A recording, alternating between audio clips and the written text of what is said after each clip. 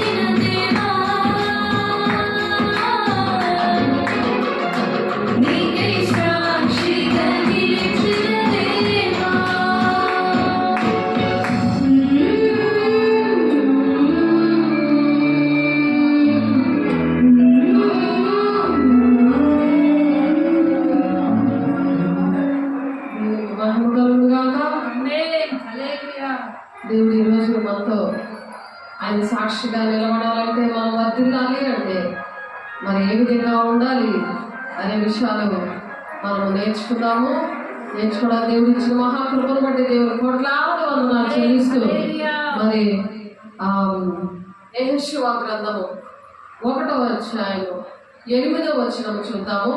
యెహోషువ గ్రంథము 1వ అధ్యాయము 8వ వచనం చూద్దాము. ఈ ధర్మశాస్త్ర గ్రంథమును నీవు బోధింపక తప్పిపోకూడదు. మనం ధర్మశాస్త్రాన్ని చదివితేనే అందులో ఉన్నవి మనం సరి చేసుకుంటేనే మనం సాక్షిగా నిలబడతాము. అప్పుడు బోధించగలము ఇతరులని సాక్షిగా మనం నిలబెట్టుకొని దేవుని రాజ్యానికి తీసుకెళ్ళగలము. మనకి ఎప్పుడైతే సాక్ష్యం ఉంటుందో ఆ సాక్ష్యం ఏంటంటే బూది గంతముల వరకు కూడా దేవుని మాటలు ప్రకటించడానికి పరిశుద్ధాత్మ దేవుడు సహాయం చేస్తాడని అపోస్తలుల 1:8 ఉంది. పరిశుద్ధాత్మ దేవుడు మీ మీదకి వచ్చినప్పుడు మీరు శక్తివంతులు అవుతారు. అదే మనం పాటలు పాడుకున్నాం. అలా శక్తివంతులు అవుతున్నప్పుడు బూది గంతముల వరకు సాక్షిగా ఉంటాము. అలాగే సాక్షిగా ఉండాలంటే యెహోషువ గారు ప్రవచిస్తున్నారు. యెహోషువ గ్రంథం 1వ అధ్యాయము 8వ వచనంలో చూద్దాము. ఈ ధర్మశాస్త్ర గ్రంథంలో నీవు బోధింపక తప్పిపోకూడదు. దానిలో వ్రాయబడిన వాటన్నిటి ప్రకారము చేయుటకు నీవు జాగ్రత్త పడినట్లు. ధర్మశాస్త్రం తెలియకపోతే మరి మనం ఎలాగ జాగ్రత్తగా నడుస్తాం? మనం ఎలా వర్ధిల్లగలము? ఎలా దేవుని సాక్షిగా ఉండగలము? ఎలా మనం చక్కగా ప్రవర్తించగలము? వాక్యమైన అర్థంలో మనం చూసుకోవాలి. వాక్యమైన అర్థంలోనే మనకి ఆ మచ్చలన్నీ కనబడతాయి. దేవుడు రాయించాడు తన భక్తులతో. దేవుడు స్వయాన్ని రాయించాడు మోషే గారితో. మరి 5 కాండాలు కూడా, ఆది కాండము, నిర్గమాకాండము, ద్వితీయోపదేశ కాండము, సంఖ్యాకాండము, లేవి కాండము రాయిపించారు. 5 ఖండాలు కూడా రాయిపించారు. అది ఆయన దేవుడు రాస్తే మోషే గారిని నమ్మినట్లు కూడా యేసయ్యని నమ్మలేదు. రాయిపించింది యేసయ్య, మరి రాసిన వాళ్ళు నమ్మలేదు. అలాగే ఇప్పుడు యేసయ్యని నమ్మకుండా ఎవరైతే చెప్తున్నారో వాళ్ళ నమ్ముకొని బతికేస్తున్నారు. వాళ్ళ చెప్పిన మాటలు అందులో కలిపేసి చెప్పేస్తున్నారు. అవి నమ్మేసి అవ్యర్థమైన ఆరాధన చేసుకొని మరి చక్కగా ప్రవర్తిస్తున్నామని ఆ బ్రహ్మపరిచే ఆత్మలో, లౌకిక ఆత్మతో, మనుష్య ఆత్మతో మనుషులు కల్పించిన పద్ధతులు అవే దైవోపదేశాలని వ్యర్థంగా నన్ను ఆరాధిస్తున్నారు. మీ పెదవులతో మీరు గణపరుస్తున్నారు, కానీ నా హృదయం మీకు దూరంగా ఉందంటున్నాడు. ఆయన హృదయం మనకు దూరం ఉంటే మనం చక్కగా ప్రవర్తించలేము. మన ప్రవర్తన అంతటి యందు యెహోవా అధికారానికి ఒప్పుకో అంటున్నాడు. కాబట్టి సామెతల 3వ అధ్యాయంలో ఉంటుందా మాట చూద్దాము. సామెతల 3వ అధ్యాయం చూడండి. మీకోసం చదువుతున్నాను, జాగ్రత్తగా వినండి. చక్కటి ప్రవర్తన ఉంటేనే ఆ మార్గం ఎక్కడ నడిపిస్తుంది? దేవుని రాజ్యానికి నడిపిస్తుంది. అందుకనే ఈ ధర్మశాస్త్ర గ్రంథంలో నీవు బోధింపక తప్పిపోకూడదు. దీనిలో వ్రాయబడిన వాటన్నిటి ప్రకారము నడవాలంటే ఎక్కడికి రావాలి? దేవుని సన్నిధికి, దేవుని సేవకుల దగ్గరికి.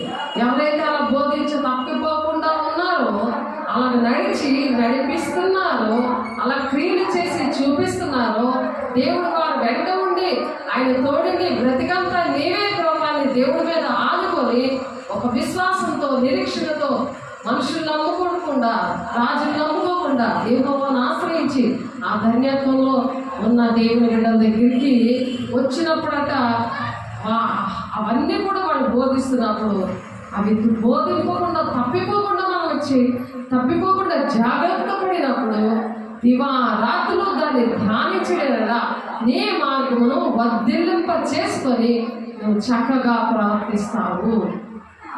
నేను ఎలా చక్కగా ప్రవర్తిస్తావు? దేవుడు ఏం చెప్పారో అవి తప్పిపోకూడదు. మరి దేవుడికి ఇష్టంగా ఆ విధంగా బ్రతకాలి అని చెప్తారు. అప్పుడు ఆ జాగ్రత్తగా వాక్యం ఎలా చెప్తుందో అలా నడిస్తేనే వర్ధిల్లింపజేస్తారట. నీ మార్గమును వర్ధిల్లింప చేసుకొని చక్కగా ప్రవర్తించదవు. మన మార్గాలు ఎక్కడికి నడవాలి? దేవుని రాజ్యానికి నడవాలి. దానికి ముందు పరలోక రాజ్యం మీ మధ్య ఉందని చెప్తాడు ఆయన. ఆ మార్గము పరలోక రాజ్యం మన మధ్య ఉన్నప్పుడు మనం అది అలవాటు చేసుకోవాలి. పరలోక రాజ్యంతో సహవాసం చేసినప్పుడు పరలోక రాజ్యం అనే మార్గానికి మనం వెళ్ళగలం. సాయంత్రం 3వ అధ్యాయము 5, 6, 7 వచనాల్లో ఈ మాటలు ఉన్నాయి. ఏంటంటే దేవుని మార్గం అంటే ధర్మశాస్త్రం ఎలా నడిపిస్తుందో అలాగా నడిపించాలి. మనం నడవాలి, ప్రజలని అలా నడిపించాలి. అప్పుడు మన ప్రవర్తన కరెక్ట్గా ఉంటుంది. మనం వర్ధిల్లుతాం, అంటే ఆశీర్వదించబడతాం. అదే పరలోక రాజ్యం. నీ బుద్ధిని, నీ స్వబుద్ధిని ఆధారము చేసుకోగా నీ పూర్ణ హృదయంతో యెహోవా యందు నమ్మిక ఉంచుము. మనుషులతో మీద కాదు. మనుషులు ఏంటంటే మరి పాటలో పాడుకున్నాము, ఎంతోమంది మరి మనల్ని ఆశ పెట్టి ఎన్నో భాషలతో మాట్లాడి ఇంగ్లీష్లోనో, హిందీలోనో, తెలుగులోనో ఏదో ఒక భాష దేవుని భాషలతో మాట్లాడి యాక్టర్లాగా యాక్టర్ చేసి నీకు అది చేస్తాను, ఇది చేస్తాను అని చెప్పి వాళ్ళు మన హృదయాన్ని బాధ పెడతారు. అలాంటప్పుడు దేవుడి యొక్క మాటలు మనం విన్నప్పుడే మనం దేవుని బిడ్డలుగా మంచి ప్రవర్తించగలము. అలాగా దేవుని మార్గంలో నడిచి దేవుని రాజ్యానికి వెళ్ళగలము. అందుకనే యెహోవా యందు నమ్మక ఉంచుము అంటున్నాడు. దేవుడు మనుషుల మీద కాదు, దేవుని యందు నమ్మిక ఉంచుము. నీ ప్రవర్తన అంతటి యందు ఆయన అధికారమును ఒప్పుకోము. అప్పుడు ఆయన నీ త్రోవలను సరళం చేస్తాడట. ఆయన యందు ఆధారపడతానే, ఆయన యందు నమ్మకం ఇస్తానే, అప్పుడు నీ త్రోవలు సరళం చేస్తాడు. నేను జ్ఞానిని కదా అని నువ్వు అనుకోవద్దు. యెహోవా యందు భయభక్తులు కలిగి చెడుతనము విడిచిపెట్టుము. ధర్మశాస్త్రాన్ని ఎప్పుడు బోధించగలరు, కరెక్ట్గా ఎప్పుడు పాటించగలరు, చెడుతనం విడిచిపెట్టినప్పుడు అప్పుడు చక్కగా ప్రవర్తిస్తారు. ఎప్పుడు ప్రవర్తిస్తారు? వర్ధిల్లింపజేస్తాడు దేవుడు. ప్రతి విషయంలో వర్ధిల్లింపజేస్తాడు. ఆత్మీయంగా, శారీరకంగా, ఆర్థికంగా, ఆరోగ్యంగా ఉంచుతారు అన్నమాట. వాళ్ళు ఆరోగ్యంగా ఉంటారు, కష్టపడి పని చేస్తారు, ఎవరి మీద ఆశపడరు, దేవుని వైపే చూస్తారు, దేవునితోటే మాట్లాడతారు, దేవుడు ఏం చెప్తే అది చేస్తారు.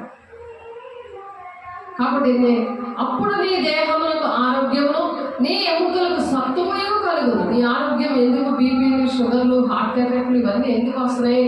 ఎందుకు రోజుకి అన్ని మాత్రలు మింగుతున్నావు? నీ స్వబుద్ధి అంతా ఆధారపడ్డావు. పూర్ణ ప్రవర్తన అంతర్యందు యెహోవా అధికారానికి ఒప్పుకోట్లే. నీ స్వబుద్ధి మీద నువ్వు ఆధారపడుతున్నావు. చెడు మార్గాన్ని విడిచిపెట్టట్లేదు. దేవుడు ఉన్నాడు కదా అని నా ఇష్టం వచ్చి నేను జీవిస్తాను, కాలు మీద కాలు వేసుకొని కూర్చుంటాను. కాలు మీద కాలు వేసుకొని చెప్తుంది సైతం, ఏసు రక్తమే చేయమని చెప్పు అంటుంది. పొద్దు కొడుకులో నొప్పి వచ్చేస్తుంటుంటే 3 గంటలకు స్టార్ట్ అయిపోయింది ఆ నొప్పి, మెన్సెస్ నొప్పి. ఏసు రక్తమే చేయమని చెప్పు అంటుంది దెయ్యం. చక్క పడుకొని కాలు మీద కాలు వేసుకోండి. ఏంటంటే స్వబుద్ధి ఆధారపడుతుంది. ఏసు రక్తం ఏంటంటే అదేమో ఈజీగా బాగిపోతుంది అని అది చెప్తుంది. ఎందుకంటే ఏసే రక్తం కాల్చారు, కానీ నేను చెడు మార్గం నేను విడిచిపెట్టను, దిద్దుబాటు చేసుకోవాలి. ఏసు రక్తమే చేయమంటే అప్పుడు దెయ్యం వెళ్ళిపోతుంది, కానీ లోపల మాత్రం అసలే ఉండిపోతుంది పెద్ద దెయ్యం. అది వెళ్ళాలంటే చెడుతనమును విడిచిపెట్టవు, దిద్దుబాటు చేసుకో, దిద్దుబాటు అసహించుకోకు. మరి కీర్తన 50:17 వచనంలో ఉంటుంది కదా, చాలాసార్లు చెప్పుకున్నాం, దిద్దుబాటు నీకు అసహ్యం కదా, నా మాటలు వెనక దోచేస్తున్నావు అని చెప్పి ఉంటాయి కొన్ని మాటలు. కాబట్టి నీవు జ్ఞానివి కదా అని నీవు బాగా అనుకోవద్దు. యెహోవాని భయభక్తులు కలిగి చెడుతనము విడిచిపెట్టుము. అప్పుడు నీ దేహమునకు ఆరోగ్యము, నీ ఎముకలకు సత్తువు కలుగును. నీ రాబడి అంతట్లో ప్రథమ ఫలమును, నీ ఆస్తిలో భాగమును ఇచ్చి యెహోవాను ఘనపరచుము. ఏం చేస్తున్నావు? ధనంతో సమకూర్చుకుంటున్నావు. చెమ్మడకూడదు నీ ఇల్లు, నీ ఒళ్ళు. నువ్వు అనుకూలమైన బోధకుల్ని ఎదుర్కొంటున్నావు. దురదృష్టములు కావాలి. ఏంటంటే అనుకూలమైన బోధకులు, కల్పనా కథలు చెప్పే వారి కోసం ఆశీర్వాదాలు, దీవెనలే వాళ్ళు ఇస్తారు. వాళ్ళు ఇచ్చారంటే నమ్మేస్తారు. కానీ యెహోవా మీద నమ్మిక ఉంచు అంటున్నాడు ఇక్కడ, మనుషుల మీద కాదు ఇక్కడ. కాబట్టి చక్కగా బోధించు అంటున్నాడు విడమర్చి. అందుకే ధర్మశాస్త్రాన్ని నువ్వు చక్కగా బోధించినప్పుడు ఎంత చక్కగా ఉంటావు, నువ్వు చక్కగా ప్రవర్తిస్తావంట. చక్కగా బోధించకపోతే బీపీలు, షుగర్లు ఎందుకు వస్తున్నాయి? నువ్వు చక్కగా బోధించండి. ఎంతమందికి అవి ఉన్నాయి? అందరూ సరి చేసుకోవాలి. ఆరోగ్యం ఎందుకు పాడైపోతుంది? అప్పుడు నీ దేహములకు ఆరోగ్యమును, నీ ఎముకలకు సత్తువు ఇవ్వగలుగుతుంది. అప్పుడు నీకు రాబడే అంతట్లో ప్రథమ ఫలాలు తీస్తావు, నీ ఆస్తిలో భాగం ఇస్తావు, ఇచ్చి యెహోవాను ఘనపరుస్తావు. మనుషులు కాయిస్తుంది ఇది. మనుషులు కనుకొని ఫీల్ అయిపోయి వాళ్ళు ఎక్కడ అడుగుతారో, వాళ్ళు ఎలాంటి వాక్యం చెప్తున్నారు, ధర్మశాస్త్రాన్ని చక్కగా బోధిస్తున్నారు వీళ్ళు అని చెప్పి సాతాను ఏం చేస్తుంది? అనుకూలమైన బోధకుల్ని వాళ్ళకి నోరు రాదు కదా, ఎందుకంటే వాళ్ళు పెంచలేదు కదా, వాళ్ళ కనలేదు, పెంచలేదు, బాప్తీసాలు ఇవ్వలేదు. వాళ్ళు ఎలాగడుగుతారు? బాప్తీసాలు ఇచ్చిన వాళ్ళు, చక్కగా బోధించిన వాళ్ళు వాళ్ళు చెప్పగలరు. వాళ్ళు బోధిస్తే సాతాను ఏం బోధిస్తుంటది? చక్కగా బోధిస్తున్నారు మీ మాస్టర్ గారు, కానీ నువ్వు మాత్రం ఇక్కడ ఉన్నావంటే నీ నీ ధనము చెమట కొట్టేస్తుంది. ఇక్కడే దాచుకో, ఈ భూలోకంలో నీ రాజ్యం కట్టుకో, దేహమనే దేవుని ఆలయాన్ని పాడు చేసుకో.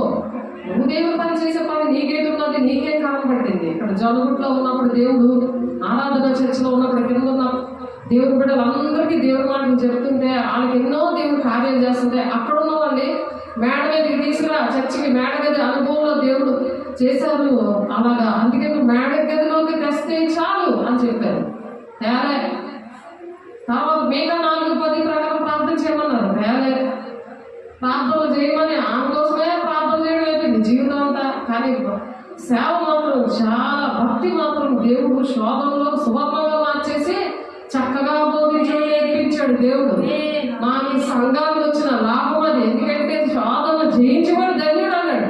సింహాసనం మీద ఆయన సింహాసనం మీద కూర్చోబడతాడు అంటున్నాడు ఆయన.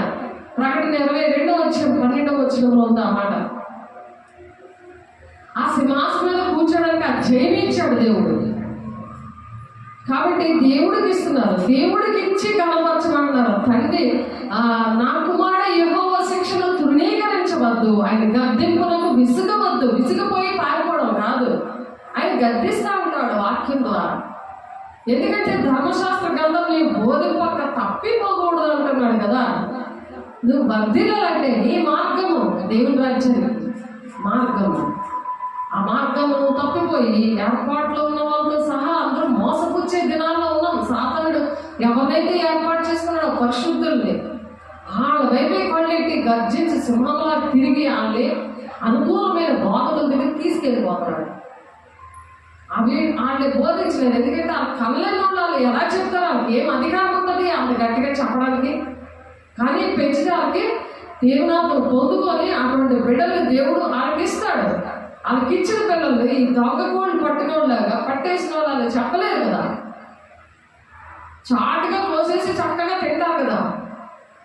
కొనుక్కున్నప్పుడు ఎలా చేస్తాడు? చక్కగా ధైర్యంగా తింటాడు. అది అంతే కదా. దొంగకోళ్ళు పట్టుకుని ఎవరైనా ఎదుర్కొన్నా ఆ వాసన కూడా తాగకుండా తినేస్తాడు పట్టుకొని. అలాగా దేవుడు పిల్లలు తింటున్నాడు. యెషయా 9వ అధ్యాయంలో ఉంటుంది అది. అలాగా తప్పు మార్గంలో నడిపించి తినేస్తా ఉంటాడంట. చూద్దాం, యెషయా 9వ అధ్యాయము 16వ వచనం అనుకుంటాను. చూద్దాము. తప్పు మార్గంలో నడిపించి ఆ మోసం చేసేస్తాడంట.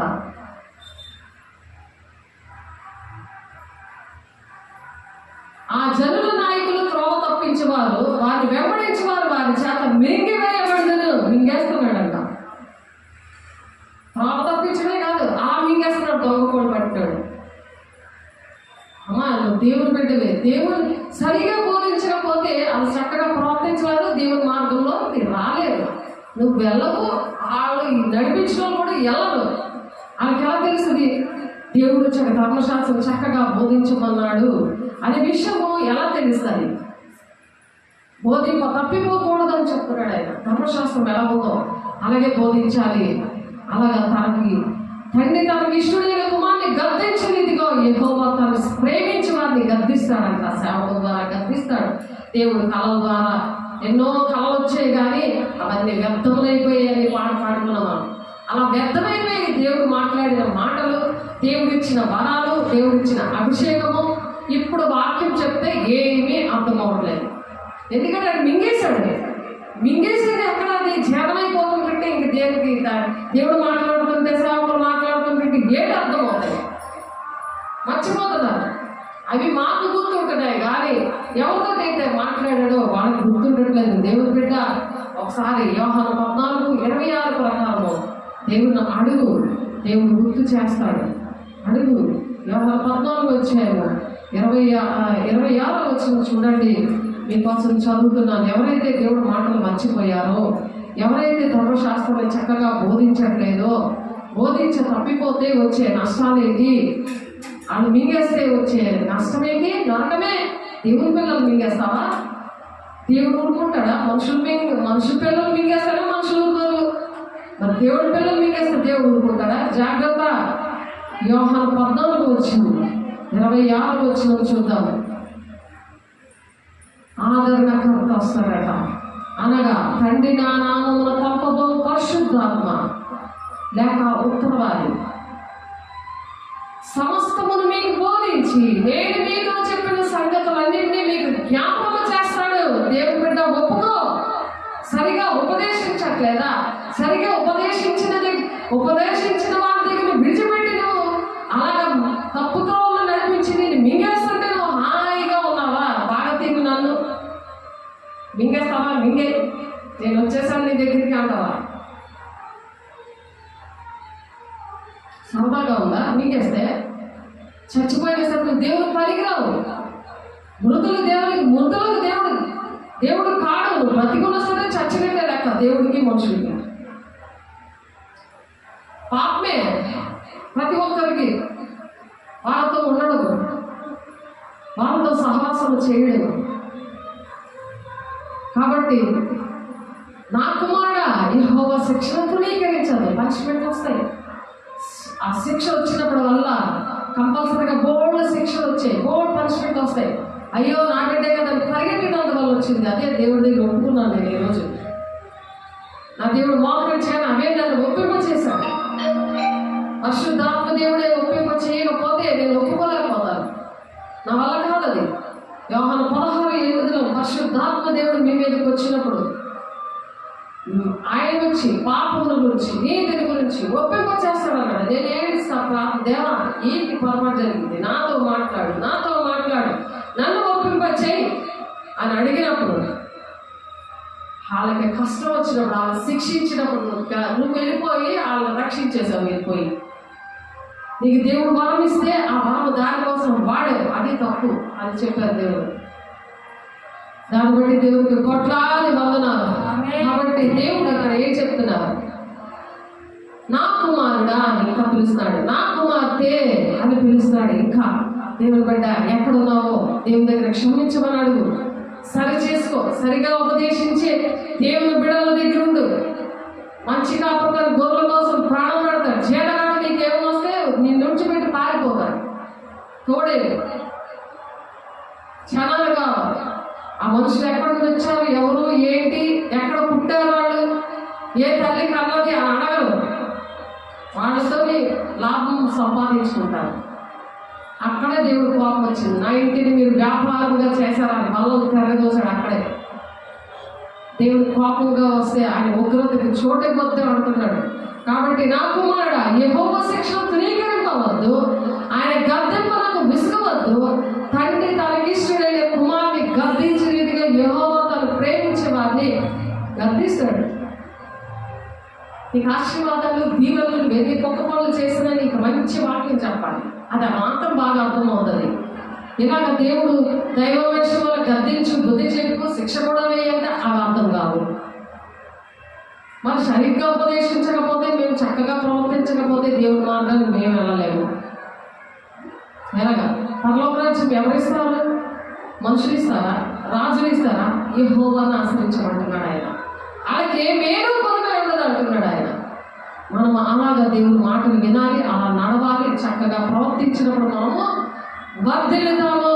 ఆమేన్. కాబట్టి జ్ఞానం సంపాదించేవాడు ధన్యుడు, వివేచన కలిగిన నరుడు ధన్యుడు. వెండి సంపాదించడం కంటే జ్ఞానం సంపాదించడం మేలు. వెండి ఎక్కడైనా సంపాదించేస్తాము. అపరించి సంపాదించడం కంటే జ్ఞానలాభం పొందటం మేలు. మొన్న వైరల్ అవుతుంది ఒక విషయం ఏంటంటే బంగారం నిషేధించబడింది అని. నేను మరి ఆ దగ్గరికి చూసాను, మరి లోపల ఏం చూడలేదు. అవి మరి వాక్యంలో ఉన్నది. మేలేంటి? దేవుని యొక్క జ్ఞానం సంపాదించుకుంటే మేలది. ఎంత కష్టపడి మనం కొనుక్కున్నా అవి నిషేధించబడతాయి. కొన్ని దినాలు అన్ని పారేస్తారు, విలువైనవన్నీ పారేస్తారని. బబులోను పట్టణం నాశనం అయిపోయినప్పుడు అన్ని కూడా అలాంటివన్నీ విలువైనవన్నీ పారేశారు రోడ్డు మీద. ప్రకటన 18వ అధ్యాయంలో ఉంటుంది అన్నమాట, మీరు చదువుకోండి. కాబట్టి పగడముల కంటే అది ప్రియమైనది. నీ ఇష్ట వస్తువులన్నీ దానితో సమానములు కావు. దేవుని జ్ఞానం అంట మనకి ఇష్టమైన వస్తువులన్నిటితో ఈక్వల్ కాదు, సమానం కాదు అంటున్నారు. కాబట్టి దాని మార్గములు రమ్య మార్గము, దాని త్రోవలని క్షేమకరములు, దాని నమలకు గురించి వారికి అందరికీ అది జీవవృక్షము. దాన్ని పట్టుకుని వారందరూ ధన్యులు. జ్ఞానాన్ని సంపాదించుకుంటున్నట్టే జీవ వృక్షములాగా దాన్ని పట్టుకున్న వారందరూ ధన్యులంట. జీవవృక్ష ఫలమును భుజింపనిస్తాను జయించు వారికి అని ప్రకటన 22వ అధ్యాయంలో ఉన్నది.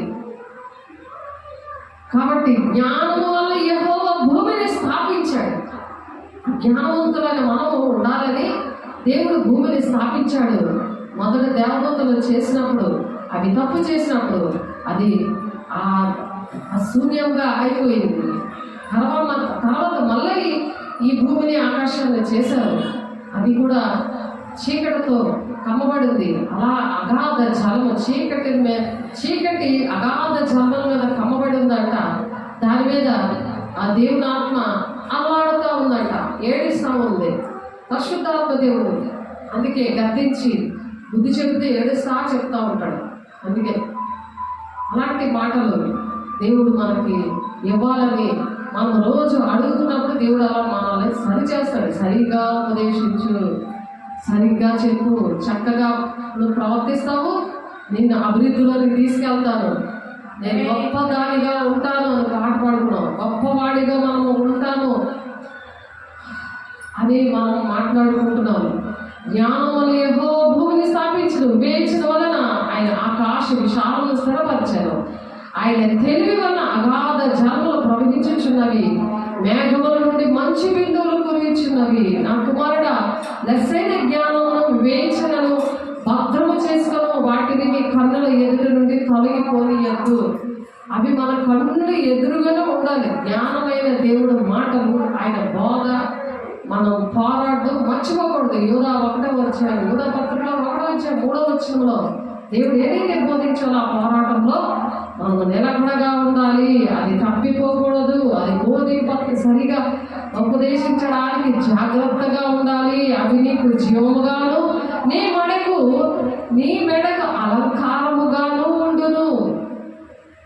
అప్పుడు నీ మార్గంలో నీవు సురక్షితంగా నడిచెదవు. నీ పాదం ఎల్లప్పుడూ తొట్టిల్లదు. అనేకమైన బోధకులు వెతుక్కోవు. దురద చెవులు గలవారే కల్పనా వాక్యాలని, కల్పనా కథలు వినడానికంట అనేకమైన బోధకులు వెతుక్కోవడమే నీకు జీవితం అంట పని. ఆ పని అదే. ఆకస్మికముగా భయం కలిగినప్పుడు, దుర్మార్గులకు నాశనము వచ్చినప్పుడు నీవు భయపడవద్దు. ఈసారి భయపడద్దు. ఆ దుర్మార్గులకి అకస్మాత్తుగా నాశనం అయితే కంపల్సరీ, కానీ నువ్వు మాత్రం భయపడద్దు అని చెప్తున్నాడు. ఇక్కడ ఒప్పుకున్నావు కదా దేవుని దగ్గర, మరి భయపడదు. ఇంకా దేవా క్షమించే, అలాగే నువ్వు శిక్ష పెడుతున్నప్పుడు నేనే వెళ్ళి ప్రార్థన చేసి నేను అలా తయారవడం కారణం నేనే ప్రభా అది కన్నీటి కాచినప్పుడు, ఇప్పుడు దేవుడు నాతో ఏం మాట్లాడుతున్నాడు? ఆకస్మికంగా అంటే సడన్గా ఆకస్మికంగా భయం కలిగినప్పుడు, దుర్మార్గులకు నాశనం వచ్చినప్పుడు నీవు భయపడదు. అలా తప్పు మార్గంలో నడుస్తున్నప్పుడు నువ్వు చెప్పావు, అయిపోయింది నీ పని. హెస్కేల్ 3వ అధ్యాయం, హెస్కేల్ 2వ అధ్యాయం 4వ వచనంలో ఉందా మాట చూడండి ఒకసారి. హెస్కేల్ గ్రంథం 4వ అధ్యాయం, హెస్కేల్ గ్రంథము చూడండి. అలాగే వెళ్ళడం జరిగింది. ఆ మాట ప్రకారం దేవుడు మాట్లాడితే ఎంత దూరమైనా, ఎంత శ్రమైనా వెళితే దేవుడు మరి ఈ విధంగా దేవుడు పాఠం నేర్పించారు. అందరి బట్టి దేవుడికి కొట్లాది వందన. హెస్కేల్ 2వ అధ్యాయము 4వ వచనం, వారు సిగ్గుమాలిన వారు కఠిన హృదయులే ఉన్నారు, వారి యొద్దకు నేను నిన్ను పంపుచున్నాను, వారు తిరుగుబాటు చేయవారు కనుక వారు వినను వినకపోయినను తమ మధ్య ప్రవక్త ఉన్నాడని వారు తెలుసుకున్నట్లు ప్రభువు యెహోవా ఈనాడు సెలవిచ్చుచున్నాడని నీవు వారికి ప్రకటించడం అయిపోయింది. అర్థమో లేదా? అలాగే నరపుత్రుడా వారు తిరుగుబాటు చేసినట్లు నీవు చేయక నేను నీతో చెప్పిన మాటలు విని నోరు తెరిచి నేనిచ్చేదాన్ని భుజించుము అన్నాడు. నేను చూచుచుండగా గ్రంథమును పట్టుకొని ఒక చెయ్యి నా ఎద్దుకు చాపబడును, ఆయన దాన్ని నా ముందర విప్పగా అది లోపటను వెలుపటను వ్రాయబడినదై ఉండెను. మహా విలాపమును మనో దుఃఖమును రోదనమును అది అందులో వ్రాయబడి ఉండెను. అందుకే కన్నీళ్ళు వస్తాయి. ఆ గ్రంథంలో దేవుడు ఎంతో కన్నీరుతో ఉన్న ప్రవక్తంతో రాయిపించాడు వాక్యం. అందుకే సరిగా ఉపదేశించుకోవడం తప్పిపోవద్దు అన్నాడు. అందుకని వాక్యం చెప్తున్నాడు, పాటలు పాడుతున్నాడు. కన్నీరు అందుకే వస్తుంది. ఆ విలాపము ఆ గ్రంథాన్ని తినిపించాడు ఏస్కేల్కి తినిపించిన దేవుడు నాకు కూడా తినిపించబట్టి నాకు కూడా ఆ అనుభవం దేవుడికి ఇచ్చాడు. కాబట్టి చెప్పడానికి, సరిగ్గా ఉపదేశించడానికి, అలాగా తప్పిపోయినా సరే, అలాగ చేసినా సరే, అలా ద్రోహం చేసిన యెహోవా దేవుడికి అలాగా దేవుడు బలపరిచి నువ్వు భయపడవద్దు అంటున్నాడు. ఆకస్మికంగా దుర్మార్గుడికి మరి నాశనం వచ్చినప్పుడు నేను భయపడవద్దు, యెహోవా నీకు ఆధారమగును, నీ కాలు చిక్కుపడకుంటున్నట్లు ఆయన నిన్ను కాపాడును. ఇప్పుడు దుర్మార్గుని మనం అన్ని కూడా ఆమె వెంబడించుకొని ఆ డబ్బులు ఆశపడిపోయి ఆ తిండి ఆశపడి ఎప్పుడు ఆశపడలే. ఎన్నిసార్లు విడిచిపెట్టేస్తా, మళ్ళీ తిరుగుకొని మళ్ళీ రావడమే. మళ్ళీ అనేకమైన బాధలు ఎవరో ఉన్నారో అన్ని ఆ నాశనం అంతా తెచ్చుకొని మళ్ళీ రావడమే. ఇదే జీవితం అంతా అదే రిపీట్ అయిపోయింది. చాలాసార్లు అదే జీవితం అయిపోయింది.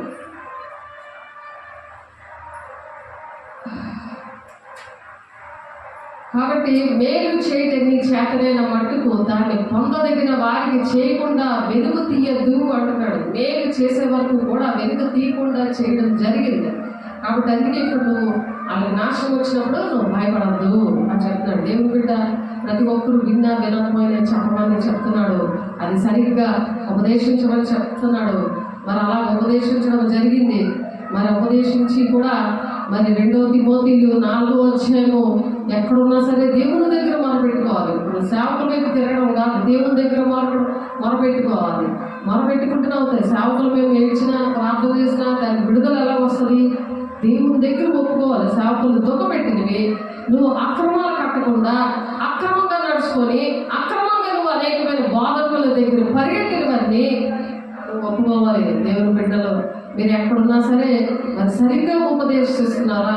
లేకపోతే మేము ఎన్ని తప్పులు చేసినా అలాగే మా మీద చూసుకొని మా దగ్గర బెనిఫిట్లు చూసుకొని దేవుని దగ్గర అసలైన దేవురాజ్యం పోగొట్టుకొని ఉన్నారా? మేము ఎక్కడున్నాం అని తెలుసుకోవాలి. సాతానుడు మిమ్మల్ని ఎక్కడ తీసుకొని ఈడ్చుకొని వెళ్ళిపోయాడో అది మీరు గ్రహించుకోవాలని దేవుడు మాట్లాడుతున్నారు. ప్రతి ఒక్క బిడ్డని ప్రేమించి దేవుని స్తోత్రం. 1 తిమోతి 4వ అధ్యాయము 15-16 వచనాల్లో దేవుడు ఏం మాట్లాడుతున్నారు? నీ అభివృద్ధి అందరికీ దాటగా కనబడు నిమిత్తము వీటిని మనస్కరించుము, వీటి అంటే సాధకం చేసుకో. దేనికి ఆశపడకూడదు. కష్టమైన సుఖమైన ఏదైనా సరే దేవుడు ఏడు బోధిస్తున్నాడు, ఏడు చెప్తున్నాడు, అది చెప్పి తీరాలంటే అప్పుడే మనం దేవుని మార్గంలోకి వెళ్తాం. చక్కగా మనం నడవగలం, చక్కగా మనం ఉపదేశించగలము, మార్గంలో వర్ధిల్లింపజేస్తాడట. చక్కగా ప్రవర్తించాలని దేవుడే చేస్తాడు. ఫస్ట్ ధర్మశాస్త్రం సరిగ్గా చదువుకోవాలి, సరిగ్గా ఉపదేశించాలి. ప్రతి ఒక్కరికి చెప్తున్న మాటలు ఇది. మనం చక్కగా చదివినప్పుడు పరిశుద్ధాత్మ దేవుడు మనకు బోధించినప్పుడు దేవుడి దగ్గర కన్నీరు కాచినప్పుడు దేవా ఏం చెప్పాలి పిల్లలకి అదే ఏడుపు. ఆదివారం నుంచి ఈరోజు మంగళవారం వరకు అదే ఏడుపు. ఇంకో ఇక్కడ వచ్చాక మాట్లాడటం స్టార్ట్ చేస్తాడు ఆయన. దేవుడు నాము మహిమ కలుగును గాక. పాట కూడా ఇక్కడే ఇస్తాడు, వాక్యం ఇక్కడే ఇస్తాడు. పాట ద్వారా వాక్య ద్వారా బలపరుస్తాడు, స్థిరపరిచి ఆ దేవుని రాజ్యాన్ని తీసుకెళ్ళి యుగగా ఆయనతో ఉండాలని ఆ కృతాకాశంలో ఏం సంపాదించుకున్నా సరే అది వేస్టే. అది పిల్లలే కావచ్చు, భర్త కావచ్చు, భార్య కావచ్చు, ఎవరైనా కావచ్చు. దేవుడు ఆ మాటలు చెప్తున్నారు. మన దేవుని రాజ్య విషయంలోనంట ఏం చెప్తున్నారు ఆయన చూద్దాము. లూకాసు వార్త 18వ అధ్యాయంలో 29వ వచనంలో ఉంటుంది ఆ మాట. ఒకసారి చూద్దాం, అది కూడా చూద్దాము. 1 తిమోతి 4వ అధ్యాయము 15వ వచనం ఫస్ట్ చూద్దాము. నీ అభివృద్ధి అందరికీ తేటగా కనబడు నిమిత్తము వీటిని మనస్కరించము, వీటి అంటే సాధకము చేసుకునము, సరిగ్గా ఉపదేశిస్తూ దేవుని దగ్గర చక్కగా ఎలా నడవాలి, ఆయన మార్గంలో ఉంటే ఎలా వర్ధిల్లుతాము, ఆ వర్ధిల్లతనే చూడాలి. కుమారులాగా వర్ధిల్లుతాం.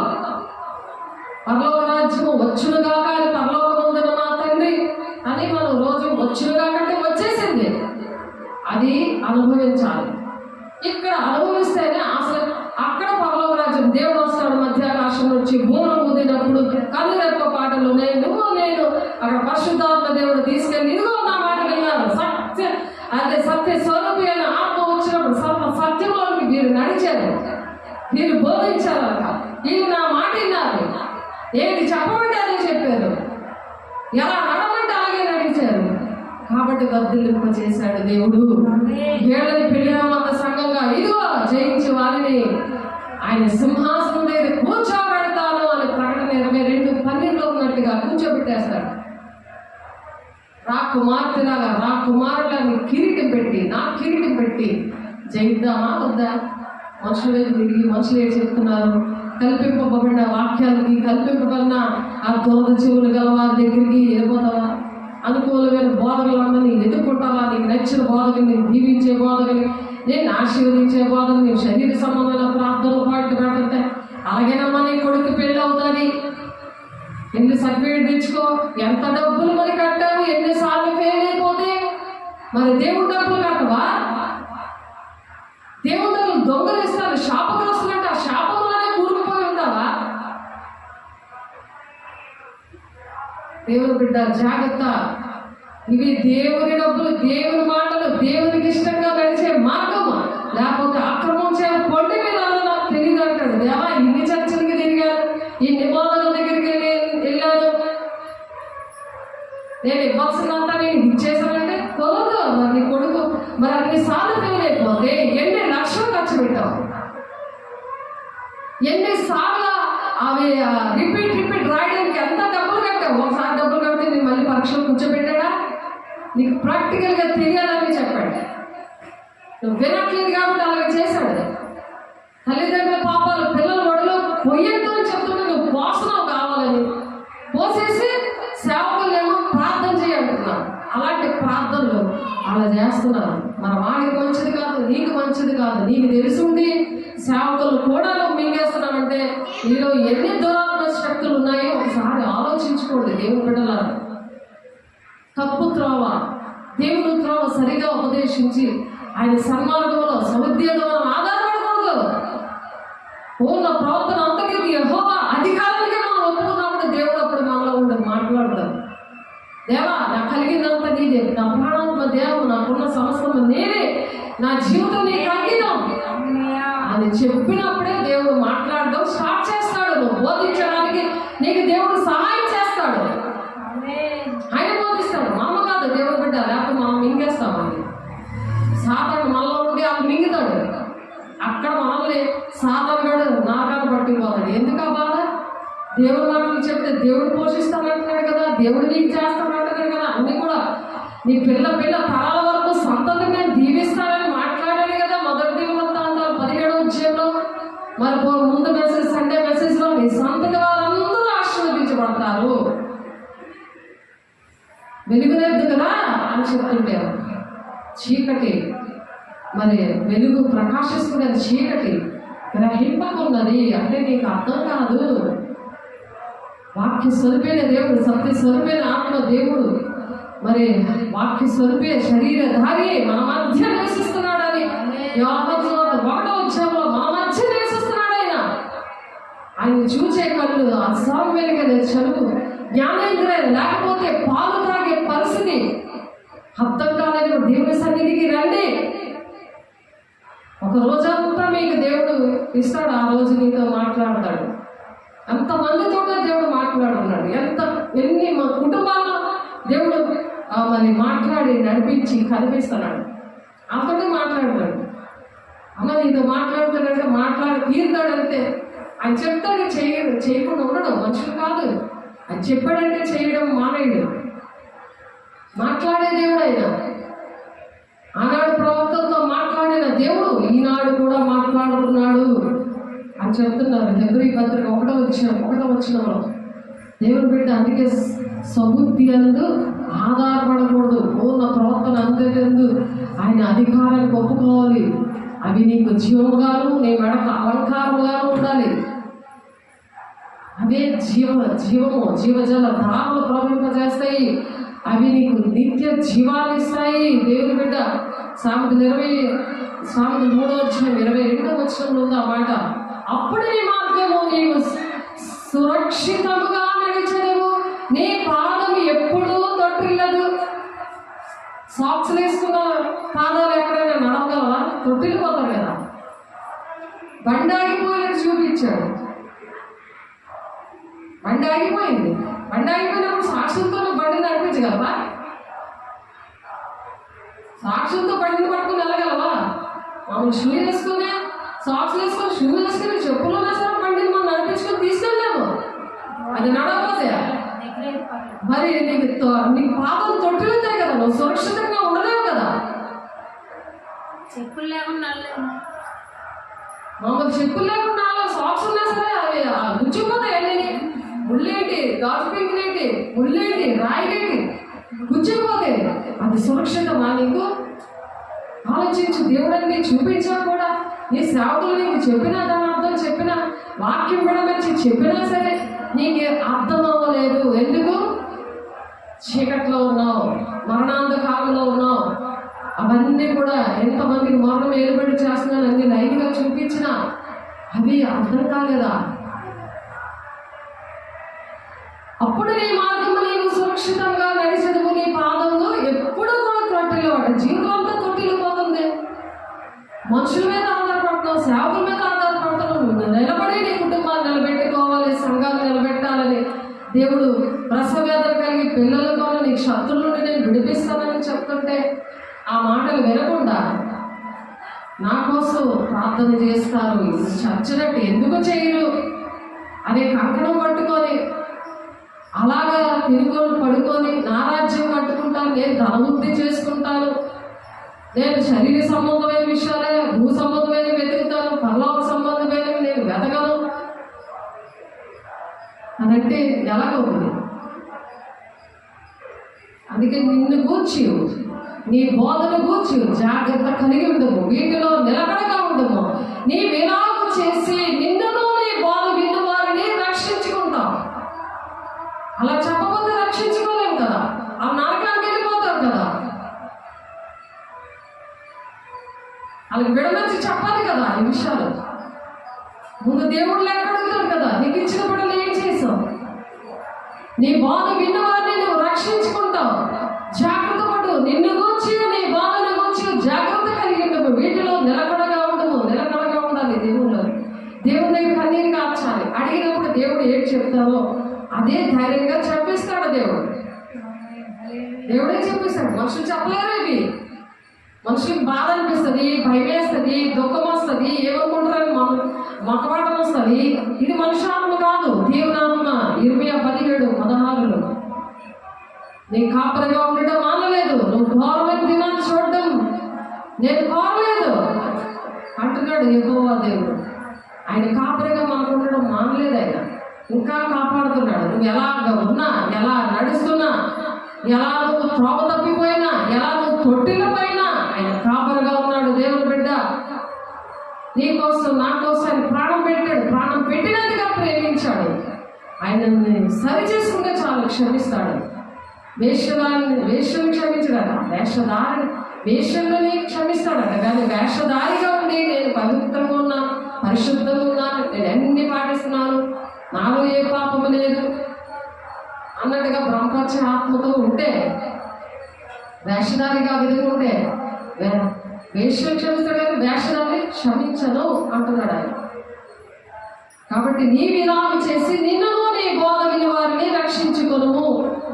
అలాగే మనము ప్రతి బిడ్డని కూడా అభివృద్ధి అనేది మరి ఆ వీటి అందే సాధకము చేసుకొని విడిచిపెట్టకుండా ప్రార్థన చేసి వాళ్ళ వాక్యము ఫలింప దేవుడు దయచేయాలని ప్రార్థన చేసుకోవాలి.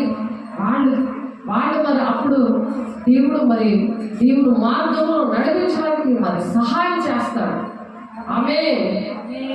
కాబట్టి వాళ్ళకి ఎలాగ పెద్ద హస్తనిక్షేపము చేయగా ప్రవచన మూలంగా నీకు అనుగ్రహించబడిన నీలో ఉన్న భావనలను అలక్ష్యం చేయొద్దంటే ఆ ప్రార్థన వరం పోయింది.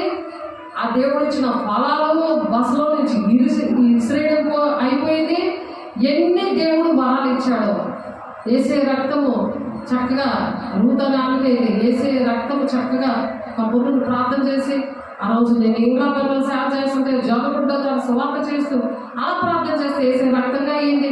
విగ్రహారాధన తోటి బాధపడుతూ వాళ్ళేమో కిడ్నీ పేషెంట్ తోటి మరణాంతరాసంలో ప్రార్థన చేసింది. అటువంటి హస్తనిక్షేపం చేసి వాళ్ళు చక్కగా అలాంటి వరాలు ఇచ్చి అటువంటి బాప్టిజం వచ్చి పంపిస్తే అలాగే సువార్త చేసే వాళ్ళని పాడు చేశారు. ఇటువంటి బోధకుల దగ్గర పద, నువ్వు వెళ్తున్నావు కదా, నేను వెళ్తున్నాను కదా, నాతో పద అని చెప్పి దేవుడు విన్నాడు ఆ మాటలు.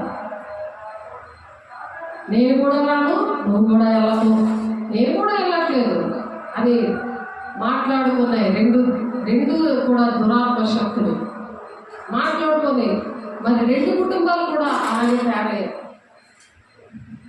అమ్మో సువార్త చేస్తే చీకట పడతాయి అని చెప్పి దేవుడు ఎన్ని విషయాల్లో చెప్పినా అదే మాట ప్రింట్ అయిపోయింది. ఎందుకంటే దేవుడి మాటలు ప్రింట్ అవ్వవు, సాధారణ మాటలు మాత్రం చాలా బాగా ప్రింట్ అయిపోతాయి. దేవుడు బిడ్డ సరిగ్గా ఉపదేశిస్తున్నావా, సరిగ్గా బోధిస్తున్నావా, ఏ మాటలు బోధిస్తే ఎన్ని కుటుంబాలు నీ ద్వారా పాడవుతున్నాయి అనే దేవుడు మరి అందుకని హెచ్చరిక చేస్తూ వీటి ఎందుకు సాధకం చేసుకో, నీ అభివృద్ధి అందరికీ తేటగా కలవడే నిమిత్తము వీటిని మనస్కరించుకో. ఎందుకు అలక్ష్యం చెయ్యొద్దు. దేవుడు పెద్దలు హస్త నిక్షేపం చేసి బాప్తిసంగానే దేవుని ఆత్మతో నింపబడ్డారు. చేతులేసి ప్రార్థన చేయగానే ఆ దేవుని ఆత్మతో నింపబడి మరి ఆయనకి వరాలు వచ్చాయి. ఆ వరాలని అలక్ష్యం చేయొద్దు. ఇంగ్లాపల్లి పిల్లలు, మరి అరుకునేది పిల్లలు, రేణుక, మరి అక్కడ రమ్య కీర్తన, దేవుడు అలాంటి వరాలు ఇచ్చాడు. ప్రభు ఇచ్చినప్పుడు ఆ వరాలు అలక్ష్యం చేయకూడదు. దేవుడి పిల్లల కోసమే ఎక్కడున్నా సరే దేవుడు ఈ మాటలు పలికిస్తున్నారు. అందుకే ఎవరు నిశ్చయించుకోవడం దేవుడికి ఇష్టం లేదు, నాకు ఇష్టం లేదు. నేను వచ్చే వరకు చదువుడి ఎందును, హెచ్చరించుడి ఎందును, బోధించుడి ఎందును జాగ్రత్తగా ఉండు అంటున్నారు. నువ్వు నేర్చుకోవాలి, సాగుల దగ్గర నేర్చుకొని ఇతరులు కూడా వాళ్ళని హెచ్చరిక చేయాలి. నాకెందుకులే కాపరై చెప్పుకుంటాను కాదు. ఎవరికైతే నేర్పించాడో, ఎవరైతే ఇవన్నీ నేర్చుకున్నారో అవి చెప్పే పరిస్థితిలో ఉండాలి. మీరు కాలంలో కూడా చూస్తే బోధకులుగా ఉండవలసి ఉండగా మీకు మొదటి మూల పాఠాలు మరలా బోధించవలసి వచ్చింది. మీరు పాలు తాగవలసిన వారే కానీ బలమైన ఆహారం మీకు తగదు అంటే మీకు అర్థం కాదు. నాకు అర్థమవట్లేదంటే అంటే కారణాలు అవే. ఎన్నిసార్లు చెప్పినా మరి అర్థం కావట్లేదంటే ఆ పాలు తాగే పరిస్థితి ఎందుకు వస్తుంది? హెచ్చరిక చేస్తున్నప్పుడు మరి నీ కఠినమైన మాట యేసయ్యని విడిచిపెట్టి వెళ్ళిపోయారు. శిష్యుల దగ్గర కూడా అడుగుతాడు ఆయన. పేతురు చూసి అడుగుతాడు దేవుడు, కళ్ళకు నీరు పెట్టుకొని మీరు కూడా అలాగే వెళ్ళిపోదాం అనుకుంటున్నారా? ఉన్నారు 11 మంది ఉన్నారు. ఆ 11 మంది దేశం అంతా రక్షించారు. దేవుడు నాకు స్తోత్ర. అందుకే కొద్దిమంది భయపడద్దు అని చెప్పాడు దేవుడు. కొద్దిమంది భయపడద్దు. దేవుని మార్గము ఇరుకైనది, ఇరుకు మార్గము ప్రవేశింప పోరాడండి అంటున్నాడు ఆయన. దానిలో ప్రవేశించిన కొద్దిమందే అంటున్నాడు ఆయన.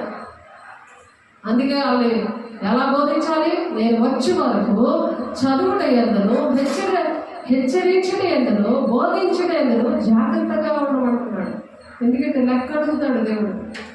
ప్రతి ఒక్కరిని విన్న వాళ్ళని చెప్పిన వాళ్ళని లెక్క అడుగుతాడు. ఇది ఎక్కడ తిరుగుతున్నావు, ఏంటి నువ్వు ఉపదేశించావు, నీ ఇంటి వాళ్ళకి ఏంటి చెప్పావు, నీ ఇరుగు పొరుగు వాళ్ళకి ఏంటి చెప్పావు, సంఘానికి నువ్వు ఏ సాక్షిగా ఉన్నావు, ఏ విధంగా ప్రార్థన చేసావు, ఇవన్నీ దేవుడు వింటా ఉన్నాడు. మొదటి తిమోతి గ్రంథం 4:11 ఉన్నట్లుగా మనం హెచ్చరించాలి, బోధించాలి, జాగ్రత్తగా ఉండాలి. మన దేవుని వాక్యం సరిగ్గా చదవాలి. కాబట్టి పండుకున్నప్పుడు నీ భయపడవు, నీ పరుండి సుఖముగా నిద్రిస్తావు. ఇంకా నిద్ర పట్టదు. అలాంటి వాడికి సుఖంగా నిద్ర ఎలా పడుతుంది? నీ మార్గంలో సురక్షితంగా నడుస్తావు. చక్కగా నీ పాదాలు ఎప్పుడు తొట్టిల్లవు. అలా ఉన్నప్పుడు ఎప్పుడు తొట్టిల్లవు. తొట్టిల్లకుండా ఉన్నప్పుడు చక్కగా పండుకున్నప్పుడు అంటే నీ భయపడవు, నీవు పరుండి సుఖంగా నిద్రించదు. అలా నిద్ర పడుతుంది. అకస్మాత్తుగా ఏటవుతుంది అలా నిద్ర పట్టాక? భయం కలిగినప్పుడు, దుర్మార్గులకు నాశనం వచ్చినప్పుడు నీ భయపడవద్దు. మంచి నిద్ర పడుతుంది దేవుని పిల్లలకి. అలాంటప్పుడు హఠాత్తుగా నాశనం వస్తుంది వెళ్ళలేని వాళ్ళకి. అప్పుడు భయపడదు. ఏంటి ఇలా జరిగింది, అయ్యో ఎందుకు ఇలాగ అయిపోయింది అని బాధపడకు, భయపడకు అంటున్నాడు ఆయన. వినమని చెప్తున్నాను కదా. దేవుడు ఒక మధ్యవర్తిగా పెట్టుకొని నిన్ను నన్ను వెళ్ళేలాగా చేసి మరి ఇంత విడవచ్చి దేవుడు మనతో మాట్లాడినప్పుడు యెహోవా నీకు ఆధారమగును, నీ కాలు చిక్కుపడకుండానట్లు ఆయన నిన్ను కాపాడుతాడు అని అంటే నీకు చక్కటి షూ వేస్తాడు. సమాధాన సువార్త వల్ల శుద్ధ మనసుని జోడు తొలుగుతాడు. నీకు ఎక్కడైనా పని చేయమని చెప్పాడు, అవన్నీ పని చేస్తావు. ఆ చీకటి బంధకాల నుండి నిన్ను విడిపిస్తాను. నువ్వు చక్కగా బోధించు అంటున్నాడు. నీ ఇంటి వారికి, నీ ఉద్యోగం చేస్తున్న దగ్గర నువ్వు మరి చక్కగా కోటీశ్వరాలు పోయి చక్కగా అక్కడ బోల్డ్ అపార్ట్మెంట్ కొనే అక్కడ ఒక బ్రాంచ్ పెడదాం అనుకున్నాడు దేవుడు. ప్రతిరోజు కూడా అల్లారాధన అక్కడ జరిగింది. ప్రతిరోజు ఇంటింట రొట్టె విరవండి, అనేక మందిని రోజు కూడా చేర్చుకోండి అనే వాక్యము అక్కడ స్థిరపరచాడు దేవుడు. అలాగే అక్కడ బ్రాంచ్ అవ్వడానికి, దేవుడు నిన్ను దీవించడానికి, నేను వచ్చే వరకు చదువుట ఎందును, హెచ్చరిక చేయటి ఎందును, బోధించడం ఎందును జాగ్రత్తగా ఉండని దేవుడు నిన్ను ప్రేమతో మాట్లాడుతారు, హెచ్చరిక చేస్తున్నాడని. దేవుడు బిడ్డ ఎక్కడున్నా సరే, ఎవరైనా సరే ఆ విధంగా ఉండాలని, ఆ మేలు చేయుట చేత నేను ఎప్పుడైనా మేలు చేయుట నీ చేత నేను మట్టుకు దాన్ని పొందదగిన వారికి చేయకుండా, వెనక తీయకుండా మనకి దేవుడు ఏదైతే నేర్పించాడో, ఏదైతే మనకి ఇచ్చాడో అవన్నీ దేవునికే అంకితం ఇవ్వాలి. ఆ విషయాలన్నీ దేవుని బిడ్డలకు చెప్పాలి. సామెతలు 3:27 ఉంది ఆ మాట. కాబట్టి దేవుడు ఏం చెప్తున్నారు, నీకు పొరుగువాడు నీ వద్ద నిర్భయముగా నివసించినప్పుడు వానికి అపకారము కల్పింపవద్దు, నీకు హాని చేయని వారితో నిన్నే వృత్తముగా జగమాడవద్దు, బలత్కారము చేయవారిని చూచి మత్సరపడకము, వాడు చేయి క్రియలను ఏమాత్రము చేయగోరవద్దు. దానికంటే ముందు ద్రవ్యము నీ వద్ద ఉండగా రేపు ఇచ్చదన పోయి రమ్మని నీ పొరుగు వారితో అనవద్దు. ఏదైనా కష్టంలో ఉన్నాడు, దేవుడు ఆలయం కడతాను అంటే కట్టడానికి నా దగ్గర డబ్బులు లేవు, ఆ అబద్ధాలు ఆడకూడదు. దేవుడు కోటీశ్వరులుగా చేసినప్పుడు దేవుడు బిడ్డలకి దేవుని రాజ్యం కట్టడానికే వాడాలి. వాడేటప్పుడు వెంటనే చూపించాడు, నీ దేహమనే నీ దేవుని ఆలయం చెమట కొట్టేసింది. ఎంత వాక్యం చెప్పినా, ఎంతగా నీకు బోధించినా, తల మీద చేతులేసి ప్రార్థన చేసినా అది వర్క్ అవ్వట్లేదు. కారణాలు అవి. వర్క్ అవ్వాలి అంటే దేవుని మాటలు వినాలి, ఆ వాక్య ప్రకారం సరిగ్గా బోధ వినాలి. నిన్ను గూర్చి, నీ బోధను గూర్చి జాగ్రత్త కలిగి ఉంది. మరి వీటిలో నిలకడగా ఉండాలి. నీ విరామం చేసి నిన్ను నీ బోధ విన్న వారిని రక్షించుకుంటావు, నీ ఇంటి వారిని రక్షించుకుంటావు, నీ కుటుంబాన్ని రక్షించుకుంటావు, నీ ఇరుగు పొరుగు వారిని రక్షించుకుంటావు. నిన్ను వల్ల నీ పొరుగు వారిని ప్రేమించమన్నాడు కదా. పొరుగు వారితో మాట్లాడడానికి సిగ్గేస్తుంది, దేవుని మాట చెప్పడానికి సిగ్గేస్తుంది. చక్కగా పార్కు, చక్కగా మంచి అపార్ట్మెంట్, మంచి ఇల్లు, దేవుడు మంచిగా దేవుడు అన్ని ఏర్పాట్లు చేసి నీకు మంచి ధైర్యం చెప్పి చక్కగా ఉద్యోగంలో ప్రకటించవచ్చు, ఇంటిలో చేయొచ్చు, చర్చిలో చేయొచ్చు. అన్ని అటువంటి అభిషేకము అటువంటి హస్త నిక్షేపణ చేసి నీకు వరాలు ఇచ్చి మరి అటువంటి మరి మరి అలక్ష్యము చేసేటట్టుగా సాతాను చేస్తున్నాడని ఎందుకు అనిపించలేదు? సరి చేసుకోవడానికి ఎందుకు మరి దురాత్మ నీతో సహకరిస్తుంది? అది దాన్ని వెళ్ళగొట్టుకోవాలి. దేవునికి లోబడాలి, దురాత్మని వెళ్ళగొట్టుకోవాలి. నాకు లోబడండి, దుష్టుని ఎదిరించండి. మీ దగ్గర పారిపోతాడంటే రివర్స్ కేసు ఇది. దుష్టుని కౌగులించుకొని దేవుని సాగుని ఎల్లగొట్టండి.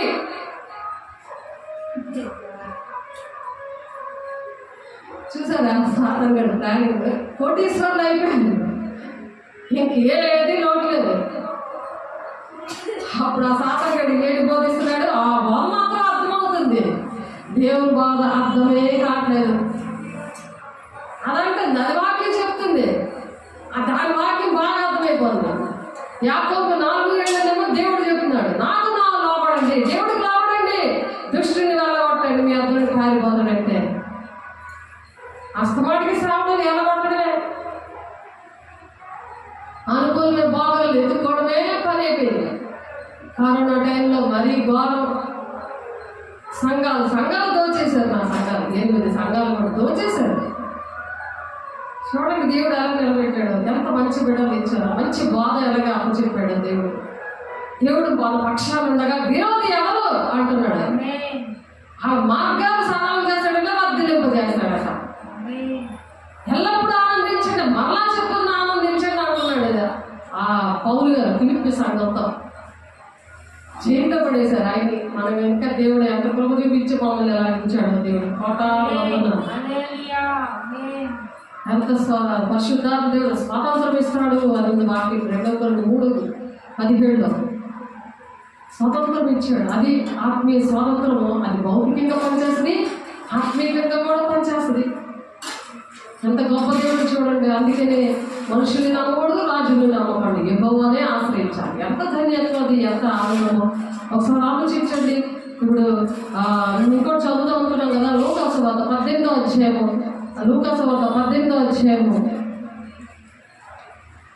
29వ వచనం.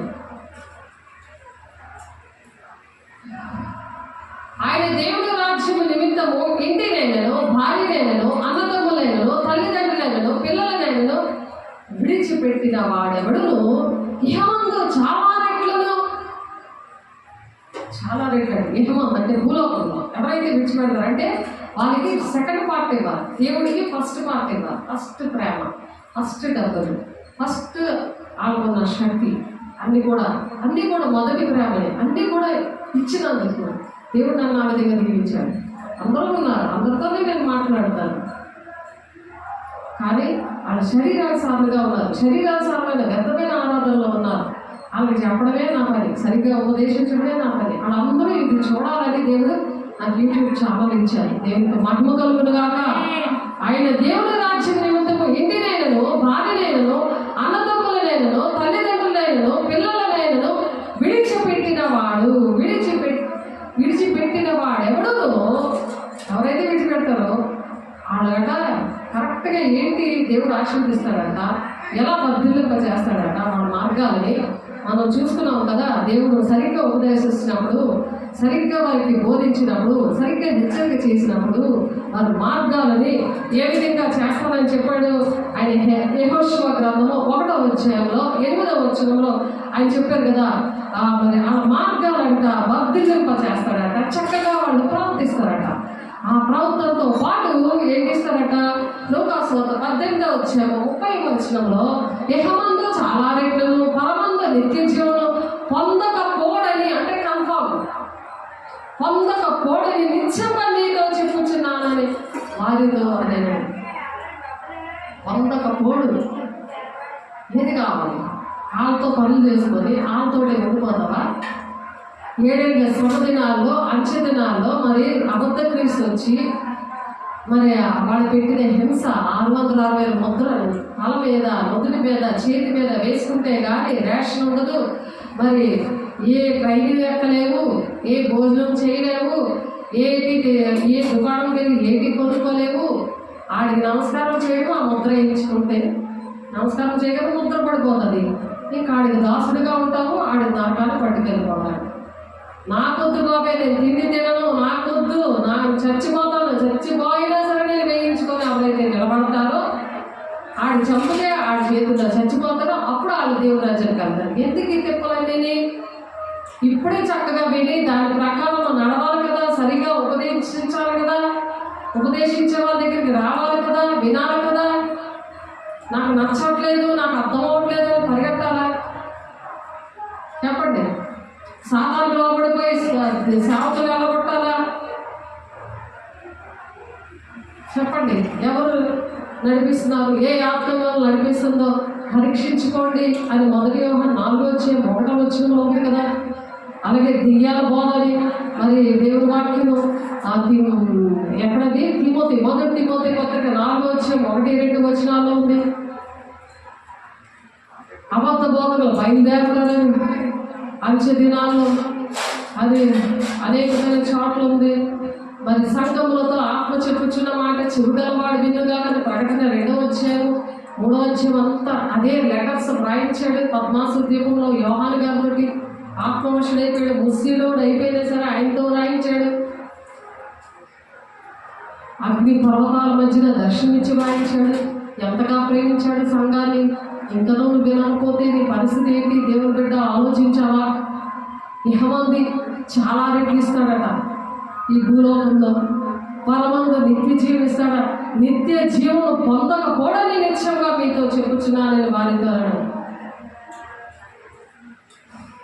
12 మంది శిష్యులతో దేవుడు చెప్పారు. వాళ్ళే మిగిలిన వాళ్ళందరూ కూడా దేవుడు ప్రకటన చేయలేరు. పౌలు గారు చేశారు, ఇంకా కొంతమంది భక్తులు చేశారు, శిష్యులుగా తయారయ్యారు. మనము కూడా శిష్యులుగా తయారయ్యాలని దేవుడు చెప్పారు. అపోస్తలుల మత్తయి సువార్త 28వ అధ్యాయంలో చెప్పాడు ఆ మాట. 28వ అధ్యాయం 18, 19, 20 వచనాల్లో ఆ మాటలే చెప్పారు.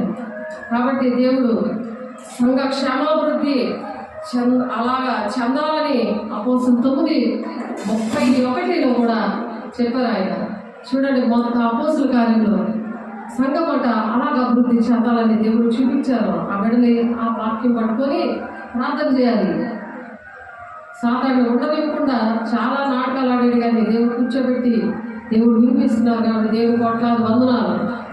అపోస్తలుల 9:31 ఆ మాట గురించి చూద్దాం. 9:31 అయినను వారు వెళ్ళి ఆ దేశమంతటా ఆయన కీర్తిని ప్రచురణ చేశారు. దేశమంతా కీర్తిని ప్రచురణ చేశారట. దేశమంతా ఈ శిష్యులు మరి యేసును ఆయన శిష్యులను వెళ్ళుచుండగా కొందరు దెయ్యములు పట్టిన వారు ఒక మోగవాడిని ఆయన యొద్దకు తీసుకొని వచ్చింది.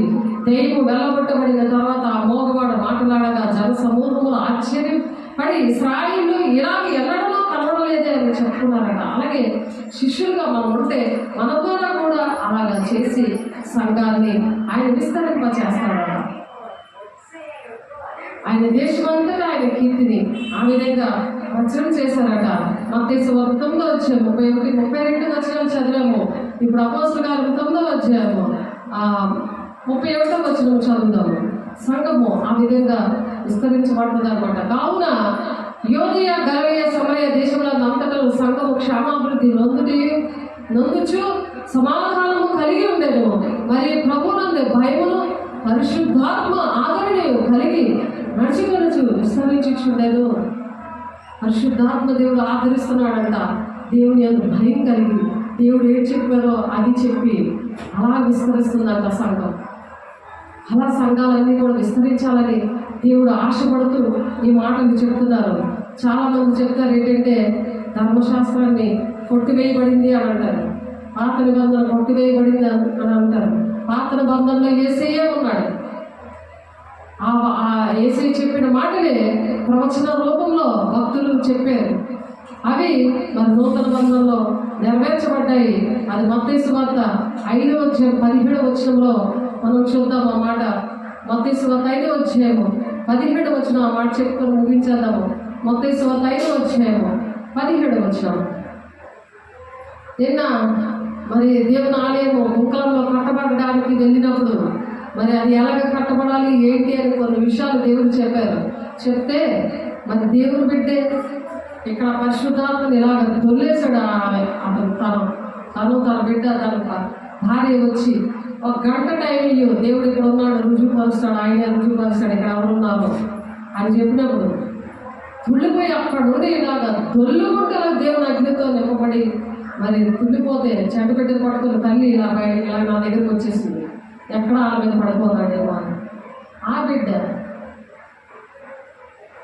ధర్మశాస్త్రంలో పాత నిబంధన కదండి, అలా చేయకూడదు కదండి అంటుంటే నేను చెప్పాను, ఆయన పరిశుద్ధాత్మని మరి మనం అలా దొప్ప పెట్టకూడదు, దేవుడు అలా చెప్పలేదు, ఇలా దేవుడు వాక్యం చెప్తుంది అన్నాను. చూడు కానీ నేను చూపిస్తాను అన్నాను, కానీ టైం దొరకలేదు, పడుకుని పోయాడు మధ్యాహ్నం. ధర్మశాస్త్రంలో ప్రవక్తల వచనములైనను కొట్టివేయవచ్చునని తలంచవద్దు, నెరవేర్చుడికే కానీ కొట్టివేయకు నేను రాలేదు. నెరవేర్చాడు ఆకాశం. మరి ఆయన ఓల్డ్ టెస్టిమెంట్ అంటే పాత నిబంధనలో దేవుడు ప్రవక్తల ద్వారా ఏ మాటలైతే చెప్పాడో ఆ మాటలు నూతన బంధంలో ఆయన స్వయంగా వచ్చి నెరవేర్చాడు. అందుకే నెరవేరుస్తూ మత్తయి సువార్త 5:17 ధర్మశాస్త్రములైనను ప్రవక్తలు రాసిన వచనములనైనను నేను కొట్టివేయవచ్చునని మీరు తలంచదు, నెరవేర్చుడికే కానీ కొట్టివేయకు నేను రాలేదు. ఆకాశంలో భూమి గతించి పోయిననే కానీ ధర్మశాస్త్రం అంతయు నెరవేరే వరకు దాని నుండి ఒక పొల్లైనను ఒక సున్నైనను తప్పిపోదని నిత్యంగా మీతో చెప్పుచున్నాను. అంటే కల్పింప కథలు చెప్పేస్తారు, కల్పించేసుకొని కల్పనా కథలు చెబుతూ. మరి మార్కు సువార్త 7వ అధ్యాయం ఒకసారి చూసి ముగించేసుకుందాం. మార్కు సువార్త 7వ అధ్యాయము 7వ వచనం. మార్కు సువార్త 7వ అధ్యాయము 7వ వచనం మనం మామూలుగా చెప్పుకున్నాం కానీ చదువుదాం. చదివితే ఇంకా బాగా మనకి అర్థమవుతుంది.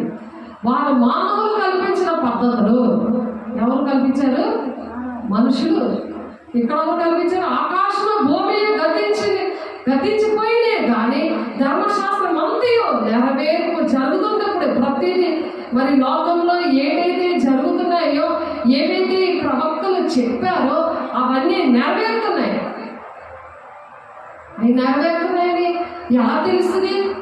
ఆయన చెప్పిన కరెక్ట్గా బోధిస్తేనే కదా. అవి తప్పిపోకూడదని చెప్తున్నప్పుడు విని మనం చక్కగా ప్రవర్తించగలము, చక్కగా మనము ఆ విధంగా వర్ధిల్లగలము. వర్ధిల్లుతుంటే కదా ఆ మాట వింటారు. అడుగులో లేకుండా మన మాట వింటారా? మనం ఆశీర్వదించలేవు కదా. ఆ ధనగణతలు ఆయన చేతులు ఉన్నాయి కదా. రారాజు బిడ్డలుగా దేవుడు పెంచుతున్నాడు కదా. దేవుడు మాట విన్నప్పుడు ఆయన చెప్తే వినాలి కదా. వాళ్ళకి అడుక్కుని ఇచ్చినట్టుగా వాళ్ళు ఎలా కొట్టేస్తారు? ఎల్లు అడుక్కుని వాళ్ళు అనుకుంటున్నావు. అదే అనుకుంటే దేవుని సేవకుల్ని వెళ్ళగొట్టడానికి ఇష్టం వచ్చిన బాధ కదా పరిగెడతావా? దేవుడు నేను కోటిస్తున్నాను చేస్తే నేను దేవుడు కనికరిస్తే జాగ్రత్త. దేవుడు బిడ్డ సరి చేసుకో. ఎక్కడికి వెళ్తున్నావు?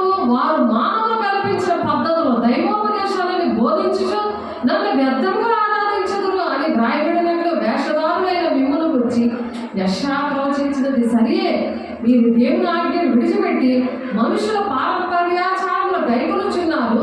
మరియు ఆయన మీరు మీ పారంపర్యాచారం గైకొనుటకు దేవుని ఆజ్ఞను బొత్తిగా నిరాకరిస్తున్నారు. దేవుని ఆజ్ఞ అంటే ఇష్టం ఉండవు. ఆయన కట్టడలు, నియమాలు, ఆయన విధులు అంటే ఇష్టం ఉండవు. అలా బోధించిన సేవలంటే ఇష్టం ఉండవు. అలా బోధిస్తున్నారంట. ఇక్కడ దేవుడు అలాగ చెయ్యొద్దు అని ఇక్కడ మత్తయి సువార్త 18వ వచనంలో ఆకాశము భూమి గతించిపోయినే కానీ ధర్మశాస్త్రం అంతయు నెరవేరు వరకు దాని నుండి ఒక పొల్లైనను ఒక సున్నైనను తప్పిపోదని నిత్యంగా మీతో చెప్పుచున్నాను. కాబట్టి ఈ ఆజ్ఞలో మిగులు అల్పమైన ఒకదానినైనను మీరి మనుషులకు అలాగులు చేయ బోధించువాడు ఎవడో వాడు పరలోక రాజ్యంలో మిగులు అల్పుడగును. అంటే పాటలు ఉంటాయి అన్నమాట. వాళ్ళకి బోధించుడు ఎన్ని కష్టపడి, ఎన్ని తిప్పలు పడి, ఎన్ని దొంగకోళ్ళని పట్టేసి మింగేసిన అల్పుడు అనబడతావు. మనం అల్పుడు అనబడడానికి దేవుడు చేయలేదు. ఆయన సింహాసనం కూర్చోబెట్టడానికి జయించేవాడు. ఆయన సింహాసనం కూర్చోబెట్టి మన యువరాణిలాగా యువరాజులాగా మనం ఉండడానికి పెళ్లి కుమార్తె సంఘాన్ని సిద్ధపరుస్తున్నాడు. కాబట్టి ఈ ఆజ్ఞలు మిగులు అల్పమైన ఒక దానిని మీరి మనుషులకు అలాగు చేయ బోధించేవాడు ఎవడో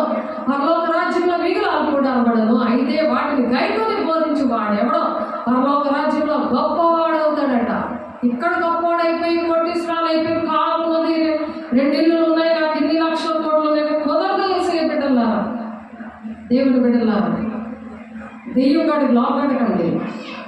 దెయ్యం గాడికి లోపడిపోయి సేవకులు నిర్లక్ష్య పెట్టకండి. దేవుని అభిషేకాన్ని బలాలని పోగొట్టుకున్న దేవుని బిడ్డలారా, దేవుడు మిమ్మల్ని బతులాడుతా చెప్తున్నాడు. ఆఖరిగా ప్రకటన 22వ అధ్యాయం 12వ వచనం, ఇదిగో త్వరగా వచ్చుచున్నాను, వారి వారి క్రియలు చొప్పున ప్రతి వారికి ఇచ్చినకు నేను సిద్ధపరిచిన జీతము నా యొద్ద ఉన్నది. నేనే అల్ఫాయు ఒమేగాయు, మొదటి వాడును కడపటి వాడును, ఆదియు అంతమునై ఉన్నాను. జీవ వృక్షములకు హక్కు గల వారే గుమ్మముల గుండా ఆ పట్టణములోనికి ప్రవేశించినట్లు తమ వస్త్రములు ఉతుక్కొని వారు ధన్యులు. తమ వస్త్రాలు ఉతుక్కోవాలి.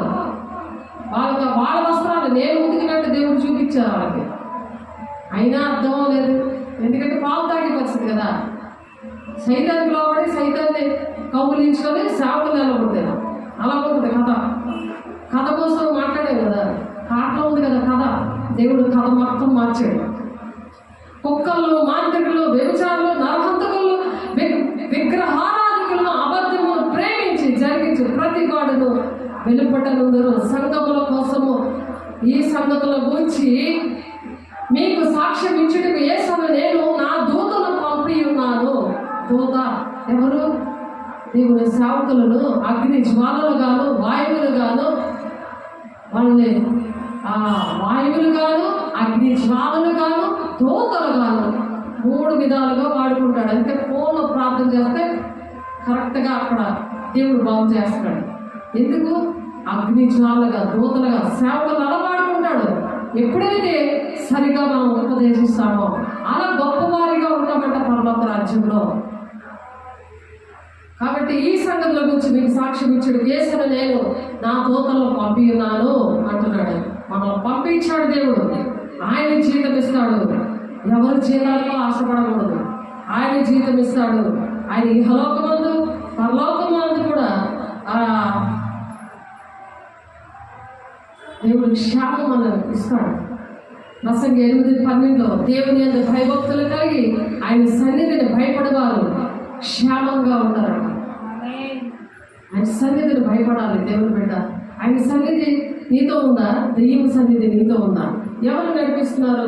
అది మనం ప్రతి క్షణం కూడా ఆలోచించుకోవాలి. అందుకనే అంతరంగ పురుషుడట ఏముంది? కావున మేము 2 కొరింథీ 4:16 కావున మేము ఆధార్యపడము, మా బాహ్య పురుషుడు కృషించినాడు, అంతరంగ పురుషుడు దినదినము నూతన పరచబడుతున్నాడు. అంటే నూతనమైన వాక్యముతో మమ్మల్ని నింపుతున్నాడు. అందుకే ధైర్యం వస్తుంది, ఓదారుస్తున్నాడు. దేవుడు మాట్లాడుతున్నాడు. ఆయన మాట్లాడే దేవుడు శరీరధారి మన మధ్య నివసిస్తున్నాడు. ఆయన నివసిస్తున్నాడు, మాట్లాడుతున్నాడు. మాట్లాడే దేవుడు ఈయన. కాబట్టి ఎవరైతే అలాగా దేవుడు మాటలు వినకుండా ఉంటారో మీరు ఏడ్చి పండ్లు కొడుకుతురు అని ఉంది. లోకాసులు 13:28 ఏడుపు. ఇక్కడ ఏడుపు, అక్కడ ఏడుపునే. పండ్లు కొడుకుతూ ఉంటారు ఆ మాటకి. మత్తయి 8:12 రాజ్య సంబంధులు. దేవుని రాజ్యానికి వెళ్దామని ఆశపడిన వాళ్ళే, దేవుని రాజ్యం తీసుకెళ్దామని వాళ్ళు వెంటపడిన వాళ్ళే, దేవుని బిడ్డలు ఎల్లగొట్టిన వాళ్ళు ఎలా ఉంటారంట? రాజ్య సంబంధులు వాళ్ళు వెలుపడి ఉంటారట. చీకట్లో త్రోయబడతారట. అక్కడ ఏడుపును పండ్లు కొరుకుతూ ఉంటాయంట. మత్తయి 8:12 ఉంది. అలాగే మత్తయి 4:24-50 అక్కడ ఏడుపును పండ్లు కొరుకుతూ ఉంటాయట. ఎన్నిసార్లు చెప్తున్నాడు దేవుడు. నిన్ను ప్రేమించే దేవుని మీద పనికి మారిన ఆ దాసుని వెలుపటి చీకటిలో త్రోసివేయడి. దాసులుగా మేము తప్పు చేస్తే, సరిగ్గా ఉపదేశించకపోతే వాళ్ళ కోసం చెప్తాడు. మొత్తం 25:30 పనికి మారిన ఆ దాసుని వెలుపటి చీకటిలో త్రోసివేయడి. అక్కడ ఏడుపును పండ్లు దొరుకుతుంటాయట. మనకు అందుగా దేవుడు సృష్టించాడు, అందుకే అభిషేకం ఇచ్చాడు, అందుకే ప్రాణం పెట్టాడు, అందుకే మనకు బోధిస్తున్నాడు. శరీరధారి మన మంచి అందుగా నివసిస్తున్నాడు. ఆలోచించండి, జాగ్రత్త. దేవుడు త్వరగా నేను వస్తున్నాను అంటున్నాడు. వారి క్రియలు చెప్తున్నారు. నేను జీతం సిద్ధపరిచించానన్నాడు. జీతం అదే, ఏ జీతం కాదు. ఇక్కడ జీతం కోసం పరిగెడుతున్నావా? ధనాపేక్షతో ఉన్నావా? భూలోకంలో మరి పెళ్ళిళ్ళు చేద్దాము, ఇల్లు కడదాము, నోవాహు దినాల్లో జరిగినట్టుగా జరుగుతాయి అంటున్నారు. నువ్వే ఆలోచిస్తున్నావో అవే అంచె దినాల్లో అటువంటి వారే ఉంటారని ఉంది. ఆ ఆలోచన నీకే వస్తుంటే మరి నీకు భయమే లేదా? దేవుని బిడ్డ ఒకసారి ఆలోచించు. దేవుడికి మహిమకరంగా ఉండాలని దేవుడు ఆ మరణం నుండి, ఆ పాతాళ లోకం నుండి మరి ఒకరిని లాగినట్టుగా మనం లాగడానికి దేవుడు మనం సృష్టించాడు. అనేక మందిని రోజుకి ప్రతి క్షణానికి మింగేస్తుంది పాతాళం. మరి మనం ఏం చేస్తాం? లాస్ట్గా జయించు వారిగట నా తండ్రితో కూడా ఆయన సింహాసనం ముందు కూర్చుండి ఉన్న ప్రకారము జయించమని నాతో కూడా నా సింహాసనం ముందు కూర్చుండబెడతాను. చూసారా ఎంత ప్రేమించని చెప్తున్నాడు. మీరు జయించండి, నేనున్నాను, మీరెందుకు భయపడుతున్నారు అని ఎంతగా ఓదార్స్తున్నాడు. ఆయనతో కూర్చోబెడతాడట. ప్రకటన 3వ అధ్యాయం 21వ వచనంలో, మరి ప్రకటన 2:7 వచనంలో, ప్రకటన 3:6 వచనంలో, ప్రకటన 2:7 వచనంలో మీరు చదువుకోండి. దేవుని బిడ్డలారా, ఆయన జయించేవారినట ఆ విధంగా ఆశీర్వదిస్తాడంట. మీరు దయచేస్తే నేను అది కూడా చెప్పేస్తాను. ప్రకటన 2:7 ఉందో మరి చదువురాని వారు మరి బాధపడితే అది నేను ఇంటికి వెళ్ళి బాధపడాలి. ప్రకటన 2:22 వచ్చాయి, ప్రకటన 3వ అధ్యాయము శోధన కాలంలో కూడా దాస్తానంటున్నాడు. ఎందుకంటే ఇవి మన ఒంటిలో ఇంకిపోయానుకో, మనం పడుకున్నా, నిలబడినా, పనిచేస్తున్నా, ఏదైనా తప్పు మాట్లాడినా ఈ మాటలు దేవుడు మనతో మాట్లాడుతూ ఉంటాడు. కీర్తన 3:27 ప్రకటనగా కీర్తన 37 వచ్చాము. కీర్తన గ్రంథంలో ఉంటుంది, నేను నీకు బోధిస్తాను, ఆలోచించేస్తాను, నడవలసిన భావం నేను బోధిస్తాను అంటున్నాడు. అలాగే మనకి అటువంటి మాటలన్నీ కూడా మళ్ళా బోధిస్తూ ఉంటాడు. మన శరీరంలో ఇంకిపోతాయి ఈ మాటలు. మన శరీరంలో ఇంకిపోయినప్పుడు దేవుడు అటువంటి ఆ బోధ మళ్ళీ బోధిస్తుంటాడు. మళ్ళీ కూడా ఏ తప్పు చేయకుండా అలా భద్రపరుస్తాడు పరిశుద్ధాత్మ దేవుడు.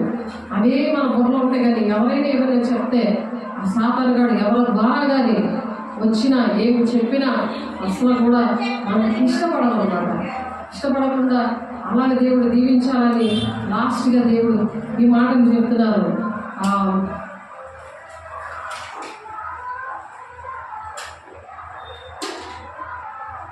నేను జయించి నా తండ్రితో కూడా ఆయన సింహాసనం కూర్చుండి ఉన్న ప్రకారము, జయించున్న ప్రకారము జయించు వారిని నాతో కూడా సింహాసనంలో కూర్చుండబెడతాను అంటున్నాడు. అలా కూర్చోవాలని దేవుడు ఆశపడి మరి ప్రకటన 2:7 చెవి గలవాడు ఆత్మ సంగములతో చెప్పుచున్న మాట వినుగాక, జయించు వారికి దేవుడు పరదేశంలో ఉన్న జీవవృక్ష ఫలమును నేను భుజింపనిస్తాను అంటున్నాడు. ఇందాక మనం చెప్పుకున్నాం కదా, జీవవృక్ష ఫలముగా మనం భుజింపనిస్తాడని చెప్పి. అలాగే ప్రకటన 3:6 కూడా ఆత్మ సంగములతో చెప్పుచున్న మాట చెవి గలవాడు వినుగాక అని చెప్తున్నాడు.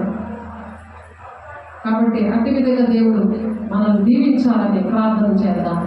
పరిశుద్ధుడా, ప్రేమగల దేవ, అభిషేకుడా, అయ్యా నీ కృపగల నామంలో, నీ మహిమగల నామంలో ప్రభా, అయ్యా నా తండ్రి నాయన, నీ మాటలు నాయన ఎంతో నాయన అగ్ని వంటివి, పంటను బదులు పట్టే శృతి వంటి వాక్యము నాయన సరిగా ఉపదేశించాలని మాకు బుద్ధి చెప్పిన దేవా, మా బిడ్డలతో మాట్లాడి సరి చేసిన దేవానికి వందనాలు.